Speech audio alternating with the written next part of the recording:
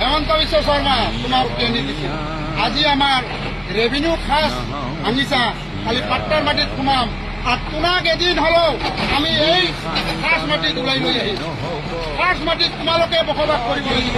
মোৰ সত্যপুৰীয়ে খাস মাটিত বসবাস কৰিব। এতিয়াৰ পৰা আমি এটাই ধ্বনি দিম, নাৰে তাকবীৰ, আল্লাহু আকবাৰ, নাৰে তাকবীৰ। আল্লাহু আকবার। আমি মাটি বাড়ি সব বিক্রি করি এদিন কামাই রোজি রোজগার করি আমি পাট্টার মাটি কিনি লম। আর এই পাট্টার মাটি কিমান লাখ লাখ টাকা, কোটি টাকা হলো আমি কিনি লৈ কেনে তোমার ঘর পর্যন্ত আমি কিনি লম।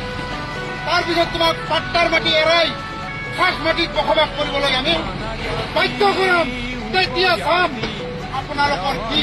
আজি হয়তো মই মৰি যাম, মোৰ ল'ৰা ছোৱালীয়ে মোৰ নাতি পুতি হলেও তোমাক খাস মাটিত ব্যৱহাৰ কৰিব দিব। ইয়াৰ কাৰণে আমি বাধ্য হ'ম, আমি বাধ্যতা কৰি।